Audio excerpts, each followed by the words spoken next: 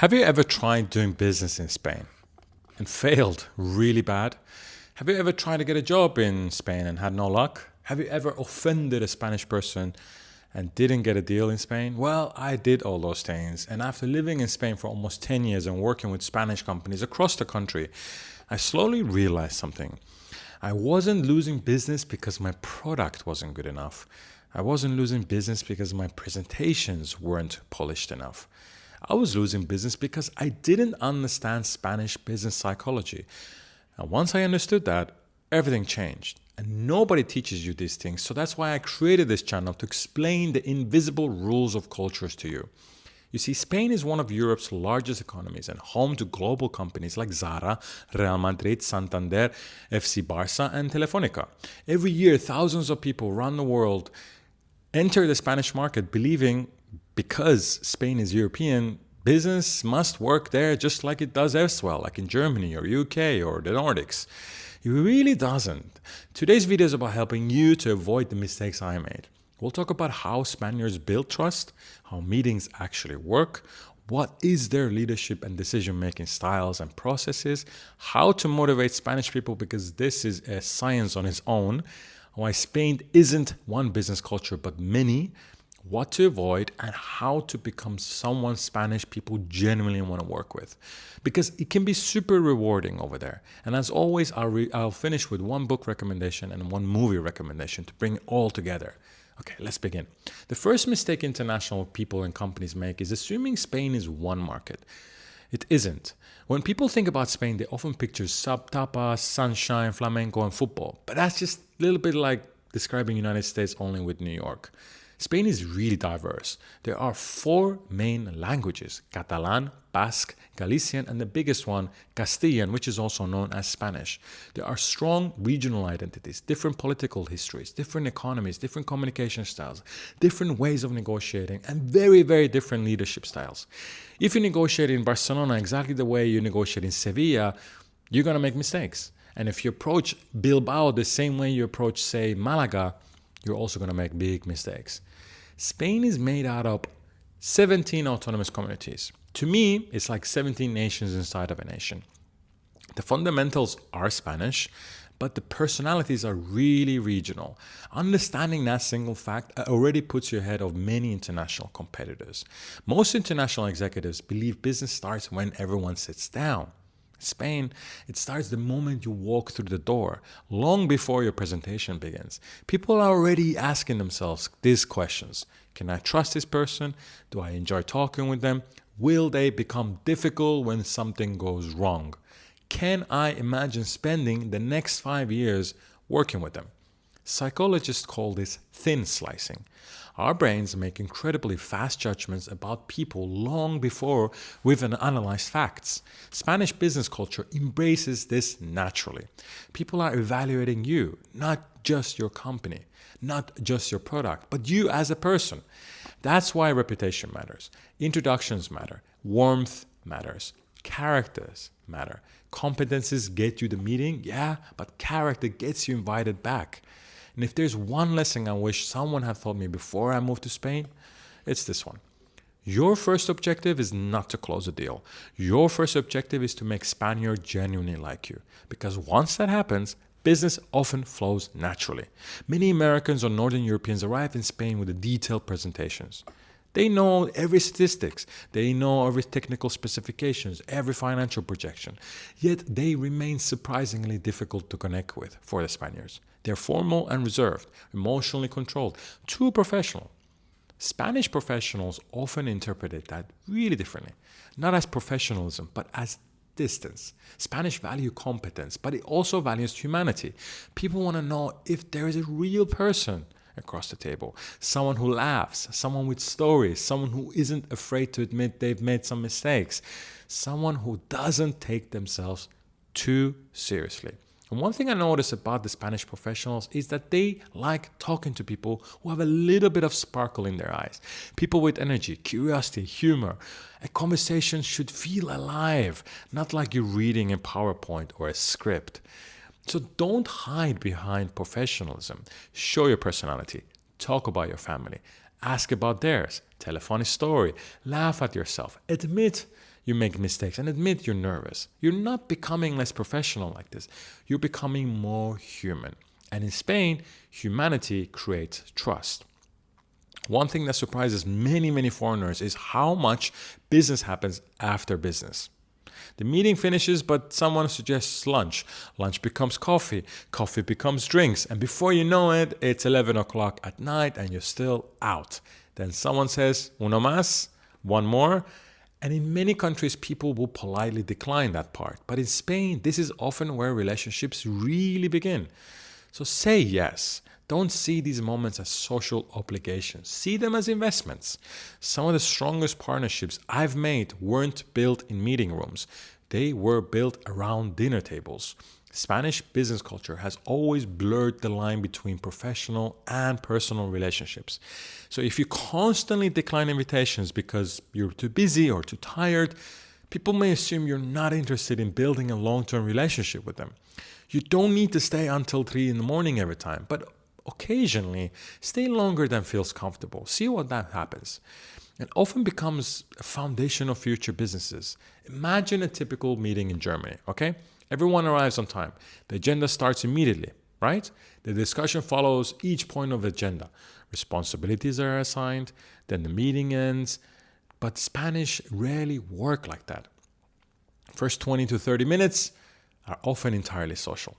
People ask about your journey here, your hotel, your family, and about last night's football match. They talk about the weather. The city where you live is always fascinating to them. The restaurant you visited yesterday. At first you might think, when are we actually going to start doing business? But here's the secret you must know. The meeting has already started. This isn't wasted time. This is trust building. Spanish professionals are deciding whether they enjoy your company, whether they trust your character, whether they can imagine working with you. So if you become impatient and constantly steer the conversation back to business, you're unintentionally damaging rapport. And once the business begins after 20 or 30 minutes of yapping, don't expect a rigid agenda. Spanish meetings are dynamic. Someone raises one issue, another person tells a related story. Someone else introduces another topic. The conversation moves backwards, then it goes forwards, then it goes sideways, then somehow everyone arrives at the exactly same right conclusion. If you're from USA, Germany, Sweden, or China, it may feel really, really chaotic. To Spaniards, it's perfectly natural. The final 10 minutes of the meeting usually focuses on relationships, responsibilities, and next steps. But don't be surprised if no final decision is made in the first meeting, because it's unlikely to happen in the next 2 or 3 meetings. Process in Spain is often measured by the strength of the relationships, not simply by whether a contract is signed. One of the hardest adjustments I had to make was learning not to fear interruptions in meetings. In Northern Europe or in USA, interrupting someone is often considered really rude. But in Spain, it's frequently a sign of enthusiasm. People finish each other's sentences, they jump in with ideas, they stop each other halfway through, they tell stories you never even heard of before you even finish yours. You might think they're disagreeing with you. Usually they're doing the exact opposite. They're showing engagement. I remember being super confused about them, talking on top of each other and shouting, interrupting. It was funny to watch, but also super confusing. You see, Spanish communication is energetic. It's really expressive. They use their hands and their shoulders. Silent isn't something like a respect for them. Silence suggests that they're uncertain or lack of interest in you. And that's your biggest sign that you are losing them. If they go silent, they have gone somewhere else in their mind. But if several people begin speaking at once, don't panic. It often means the discussion has become exciting for them. Learning to enjoy that rhythm rather than fighting it is one of the biggest adjustments foreigners need to make. It took me a while to do that, but attention doesn't work the way you think over there. Another thing that surprises many foreigners is the way the conversations flow. If you're from Northern world, you probably expect the discussions to move in a straight line. Like this. If there's a problem, there's a solution, analysis, and then we'll find out something to do. And then we come to decision. All in the same meeting. But mi amigo, Spain doesn't work like that. You might begin to talk about pricing. 5 minutes later, someone is discussing football, then politics, then a story about their grandfather, then a client from 20 years ago, and then suddenly You're back discussing pricing again. At first, this feels really inefficient. Eventually, you realize something. The conversation never actually left the topic. It was collecting context. Spanish professionals often prefer understanding the whole picture before making a decision. The conversation expands before it narrows. Don't constantly pull everyone back to your presentation. Follow the conversation, because that's where trust is often built. One mistake I see people making in Spain repeatedly is assuming that better data wins the argument. Spain certainly appreciates facts, but facts alone rarely persuade people. Stories do, emotions do, visions do. If your presentation consists of 40 slides full of numbers, graphs, and technical specifications, you may technically be correct, but emotionally forgettable. Instead of simply saying, "We've increased productivity by 27%. Tell the story of the client whose business transformed because your solution. Instead of saying, "We have offices in 12 countries." Expand why you started your company, why those offices are open, what problem do you want to solve, why this matters to you. Spanish professionals generally remember stories far longer than statistics. Facts establish credibility. Stories create connection. Leadership in Spain is fascinating because it combines three qualities that often don't go together: authority, charisma, and warmth. Compared to countries like Netherlands or UK, Spanish organizations generally have great respect for hierarchy. Titles matter, experience matters, seniority matters. People expect leaders to really lead. Spanish leadership also shares similarities with France. Leaders are often expected to be decisive, charismatic, and highly visible. Many Spanish executives don't simply manage organizations, they lead through personal influence. So Spanish leadership is being driven by human force. The best leaders over there influence people through conviction rather than procedure. They inspire, they persuade, and they motivate. They don't always rely on logic alone. They're comfortable trusting their instincts, experience, and intuition. You often hear them talking about the bigger picture before discussing the details. People don't simply buy into strategy over there. They buy into the leader. That also means decision making can feel very different from Northern Europe, USA, or pretty much the rest of the world. In Germany, decisions are often presented as the logical conclusion of an analysis. In Spain, leaders are generally more comfortable making intuitive decisions based on experience and personal judgment. And once those decisions are made, they're often presented with confidence and conviction. Changing direction too quickly can be interpreted as uncertainty rather than flexibility. You'll also notice that many successful Spanish businesses remain family-owned or have been built across generations. Personal loyalty carries enormous weight. Family members frequently occupy senior positions, and trusted personal relationships often influence promotions and responsibilities. To many foreigners, this can sometimes feel really unusual, but in Spain, loyalty is frequently viewed as an asset, not simply as a risk. And if you want to influence Spanish leader, don't overwhelm them with rules, regulations, or endless procedures. In many other cultures, the strongest argument is data proves this is the right direction. In Spain, a more persuasive approach is like, here's the opportunity, here's the vision, here's what we can build together. Facts establish credibility. Vision creates commitment. Here's how to motivate Spanish professionals. If you're leading a Spanish team, negotiating with Spanish clients, or managing a long-term partnership, remember this: people come before business. In many countries, the fastest way to motivate someone is with targets, KPIs, or financial incentives. But in Spain, those things matter, but they're rarely enough on their own. People want to know who they're working for before they fully commit to what they're working on. Build the relationships first. Invest time getting to know people personally. Ask about their family, remember important moments, celebrate achievements, share meals, accept invitations for coffee or dinner or drinks. Business in Spain is built person to person, not company to company. Protect people's dignity. One word you hear often in Spain is dignidad. People care deeply about their personal honor and reputation. People praise each other publicly, but only correct them each other privately. Never embarrass someone in front of colleagues or clients. This is absolutely crucial to know, by the way. And I made this mistake so many times. A damaged relationship is much harder to repair than a damaged project. Listen more than you speak.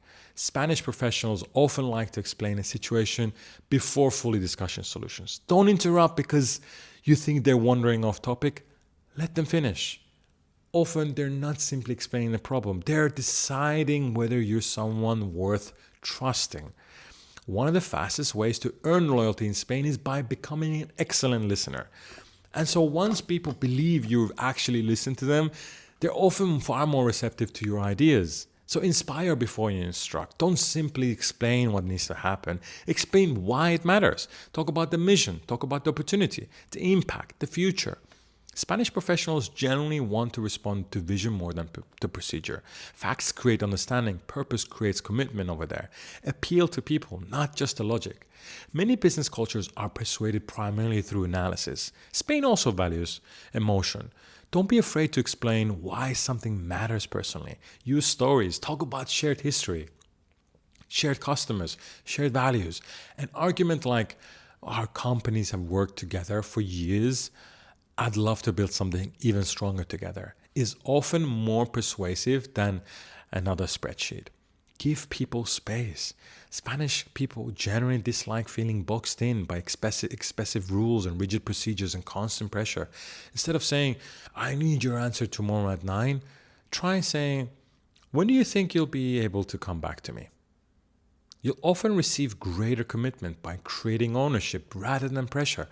Also, as mentioned before, but I do it again, and it's crucial, invest time and effort of being outside the office with them. Some of the strongest relationships I ever made were built over beers or coffee. Don't see socializing as a separate from business. In Spain, it is often the business. Okay, now let's talk about what to avoid. And I made the mistake so many times, so I'm going to tell you them very easily. Don't confuse flexibility with laziness. Meetings may begin later. Deadlines may move. Projects may evolve. Don't immediately assume people are committed. Don't get frustrated on record, meaning don't send them an angry email or message where your frustration comes through. I did that. It never works out, and there's nothing coming back from it. If timing becomes a problem, explain the pressure you're under and ask their help personally rather than criticizing their pace. Make it personal, not procedural. Never allow someone to lose face, like doing public criticism or what British are world champions at, sarcasm. Spanish people really don't do sarcasm, so avoid it completely. Have difficult conversations privately. Protect people's dignity. Don't insult the country. Avoid making jokes about Spanish punctuality, bureaucracy, politics, regional tensions, or national stereotypes. Even if your Spanish colleagues joke about these topics themselves, that doesn't mean they'll appreciate hearing that same comment from a foreigner. Respect national pride. Don't rush the relationship. One of the quickest ways to lose trust over there is by constantly pushing for immediate decisions. I did that too many times and always backfired. Spain is an extremely relationship-driven country. Pressure often creates resistance rather than speed. Don't rely solely on rules and procedures. If your strongest argument is it's company policy, well, don't expect that to inspire people. They don't care about your company policy. Explain how your proposal benefits the people involved. Protect their relationship and be personal. That will usually be far more persuasive for them. Don't underestimate regional identity either. Never assume someone from Barcelona, Bilbao, Madrid, Valencia, or Sevilla sees Spain exactly the same way. Take time to understand where those people come from. People appreciate journey and curiosity. And finally, don't reject social invitations. Some of the most important business conversations in Spain, and I tell you this again, are happening after the hours. And if you only attend one meeting, you may miss where the real trust has been built. And one of the biggest mistakes foreign companies make is treating Spain as if it has one business personality. It doesn't. The business culture in Barcelona is different from Bilbao. Bilbao feels so different from Sevilla, and Madrid is different from Galicia. Understanding these differences won't just make you culturally intelligent, it will make you commercially so effective and valuable. So let's travel across Spain together. Let's start with Catalonia. Catalonia's capital city is Barcelona, which is probably one of the greatest cities in the world. It's very international, it's innovative, entrepreneurial, and if Madrid is Spain's political and business capital, Barcelona is often considered the creative and industrial engine. Catalan businesses generally value efficiency. Meetings tend to be slightly more structured, more towards Northern Europe. Communication is often more concise than in many other parts of Spain. You'll usually find executives who appreciate preparation, punctuality, and competences. Relationships still matter enormously over here, but they often expect substance early in the conversation. Many international companies feel immediately comfortable doing business in Barcelona because it feels really familiar to them. But don't mistake that familiarity for sameness. Catalan identity runs deep over there. Many people are immensely proud of their language, history, and culture. Showing genuine interest in Catalonia is often highly appreciated. So ignoring it can create unnecessary distance. Madrid is where much of Spain's political, financial, and corporate power sits. Many international companies have headquarters here, and Madrid moves super quick. People are really ambitious over there, really commercial, they're confident, global-minded, and networking is almost always a professional sport. Business lunches, events, introductions, referrals, who you know still matters hugely over here. But unlike some relationship-driven cultures in Spain, Madrid combines warmth with competitiveness. Deals happen quickly once trust exists. People often appreciate confidence, initiative, big ideas. And if Barcelona sometimes feels measured, Madrid often feels energetic. Then we travel to north of Spain, to the Basque country. So if Barcelona is commercial, Bilbao is industrial.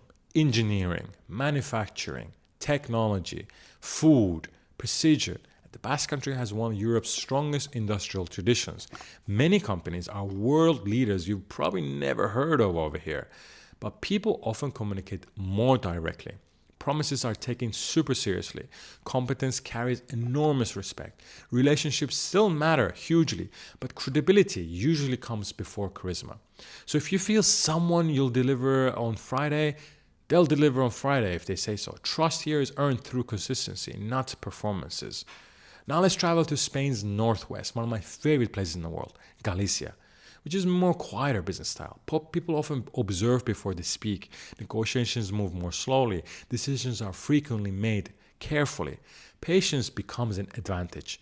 Don't mistake silence for disagreements or caution for lack of interest. Galicians often prefer long-term certainty over short-term excitement. Once trust exists, though, relationships can last for decades. Okay, let's arrive to south of Spain, Andalusia, the biggest region in Spain. And nowhere does it demonstrate a Spanish warmth more beautifully than in Andalusia.